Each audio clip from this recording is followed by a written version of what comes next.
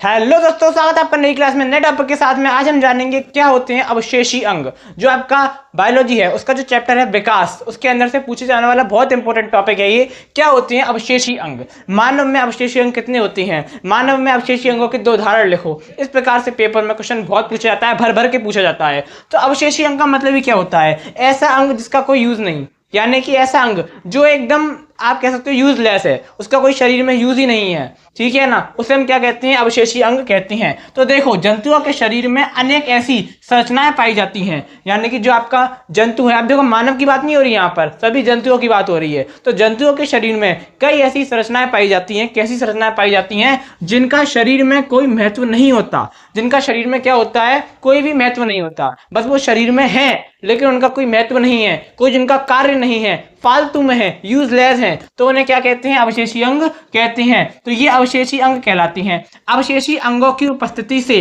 प्रमाणित होता है, यानी कि अभी अवशेषी अंग है क्यों, यूजलेस है तो है क्यों हमारे अंदर, इससे ये प्रमाणित होता है कि हमारे पूर्वजों में इनकी आवश्यकता थी, लेकिन जैसे जैसे हमारा विकास हुआ, चीजें आगे बढ़ी, तो वो चीजें हमारे लिए जरूरी नहीं रही, यानी कि वो चीजें हमारे लिए अवशेषी बन गई, यूजलेस बन गई। पहले वो यूजफुल थी लेकिन अब यूजलेस बन गई जैसे जैसे विकास हुआ हमारा, ठीक है ना। हमारे पूर्वजों में यानी कि बहुत साल पहले की बात हो रही है ये, जब हम आदिम मानव थे तो हमारे पूर्वजों में उसकी आवश्यकता थी, लेकिन अब आवश्यकता नहीं है। तो इन जंतुओं के पूर्वजों में कभी विकसित थे और उपयोगी नहीं होंगी, ऐसी संरचनाएं होती हैं। ये कभी भी ये कभी हमारे पूर्वजों में उपयोगी थी, विकसित थी, लेकिन अब हमारे लिए उपयोगी नहीं है, यूजलेस है हमारे लिए, ठीक है। उदाहरण क्या है इनका? तो उदाहरण के लिए आप देखो, कुछ जंतु मैं बता रहा हूं। अजगर के पश्चपाद, जो अजगर के पश्चपाद होते हैं वो, ठीक है। कीवी पंछी के पंख। अब कीवी पंछी आपने देखा होगा, कीवी पंछी के पंख हैं लेकिन वो इतना फ्लाई नहीं करता, ठीक है। तो एक तरह से हम कह सकते हैं अगली चीज आपकी होती है कबूतर के पंख, अग्रपाद का रूपांतरण। कबूतर के पंख और अग्रपाद का रूपांतरण वगैरह इसके उदाहरण आप लिख सकते हो, ठीक है।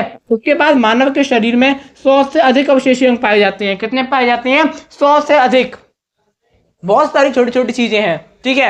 100 से अधिक अवशेषी अंग पाए जाते हैं। तो मानव के शरीर के मैंने कुछ एग्जाम्पल लिख दिए हैं, क्योंकि एग्जाम्पल पेपर में पूछता है। पहला एग्जाम्पल है परिशेषिका, यानी कि अपेंडिक्स, ठीक है। अब ये क्या होता है? तो जो हमारी बड़ी आंत होती है उसमें एक छोटी सी संरचना निकल रही होती है, ठीक है। उसका कोई काम नहीं है, यूजलेस है वो, ठीक है। एक टाइम पे काम था, पाचन में काम में आती थी, लेकिन अब नहीं आती, तो एक तरह से वो अवशेषी है हमारे शरीर में, ठीक है।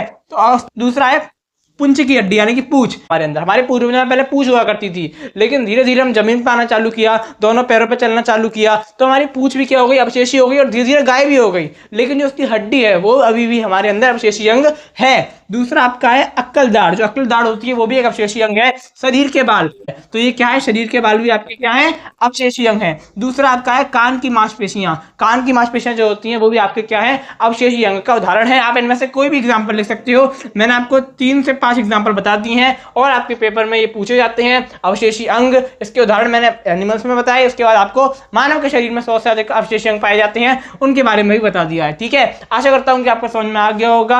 अब मैं आपको एक और नई क्लास में नए टॉपिक के साथ में, तब तक के लिए जय हिंद, जय भारत।